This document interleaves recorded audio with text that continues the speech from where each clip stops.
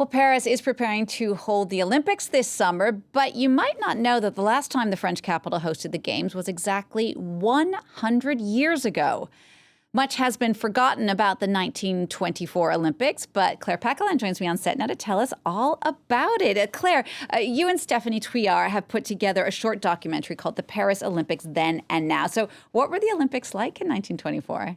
They were a really big deal in France. So the founder of the modern era of Olympics, Baron Pierre de Coubertin, was French. And in 1924, he was the president of the International Olympic Committee. And there was a really strong desire to show the world that France had moved on from the First World War, that had ended only 6 years earlier. And France wanted to show that it was stronger and it was modernized. And the Games were a way to do this internationally. And there were a lot of firsts. The first ever athletes' village was built in Paris in 1924. It no longer exists because it was just a series of wooden huts. But there were shared toilets, but there was running water. And there were restaurants, there was a hairdresser. The first ever athletes' village was built in the Paris Olympics 100 years ago. And there were stadiums which were built, and the first ever 50-meter Olympic pool was built in the north of Paris. And we can watch now a little extract from that documentary, which should give you an idea of what the Games were like in 1924. Donc en juillet 24, il y a une cérémonie officielle, la première de l'histoire des Jeux qui se déroule ici. Les athlètes, ils s'entraînent là et ils rentraient par la porte marathon. Ils faisaient le tour comme ça.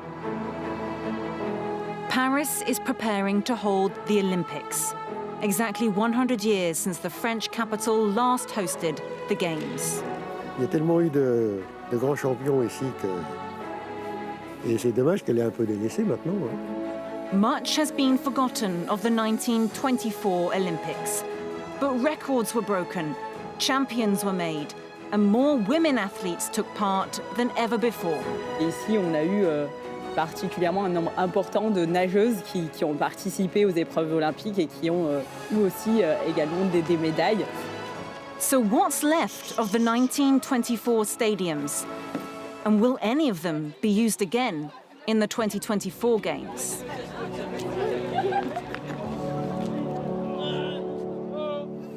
That looks so great, that documentary by Claire Paquelin, who's with me on the set. Claire, how do you go about making that kind of a documentary? What did you do? Well, the first thing we did is we tried to find out which of the 1924 buildings are still standing today. And honestly, there's not much left. But there's a little. First of all, the Colombe Stadium is still standing. And you can see there we visited it with a group of high school students, local high school students who actually knew nothing of the history.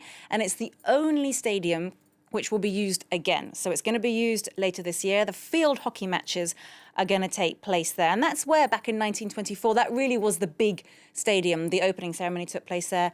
Athletics was there, football, rugby. There was a huge fight at the end of the final rugby match, which became known as the Bagarre Générale. So a lot took place at the Colombe Stadium, and a lot's going to happen this summer as well. There was also the beautiful velodrome. It's called La Cipale. It's in the Bois de Vincennes on the eastern edge of Paris. Absolutely stunning. The stands, there it is, the stands are still there, and they were actually designed by Gustave Eiffel. So of the Eiffel Tower, we say the Tour Eiffel in French. He designed those beautiful stands that you can see there, and they're still there today. And honestly, this was a real find because it's empty half the time. We saw some local school children who were doing a kind of cycling proficiency lesson there. There was a very kind elderly gentleman. There's a veterans club there, an 89-year-old called Raymond. He showed us around, but it's not being used in the Games this year because it's too old. It doesn't meet the standards necessary. But it's this beautiful find in the middle of the wood in the edge of Paris where no one really goes, and it's still standing. And the fun part, the bit that I enjoyed the most with Stéphanie Trouillard, was looking at the archive footage. So Pathé, a French film company, they filmed many of the events, including the opening ceremony at the Stade de Colombe, the Colombe Stadium. And we used some of the documentary images in our documentary, but I can't actually show you these videos now because we don't have the rights. The rights we have over them are very restricted. So if you want to see the actual moving footage, the video from 1924, you'll need to either watch the show, which is on in an hour and a half's time, it's on at 3:15 Paris time, or it's already on our website on the France in Focus webpage. Well, that's what I call a good teaser, Claire. Thank you for that. Now, another thing that's interesting is more women actually took part in the 1924 Olympics than in any ones before that. What kind of events did they compete in? So they had tennis, fencing, and swimming. In swimming, women competed in the 400-meter freestyle event for the first time. That was the longest it had been. In previous Olympics, they'd been allowed to swim in freestyle, but shorter races, so 300 meters, 200 meters. 3 Americans won gold. This is Sybil Bauer. She actually won, she came first in the backstroke event. That was the first time that women were allowed to swim anything other than freestyle. So it was the first backstroke event in Olympic history for women.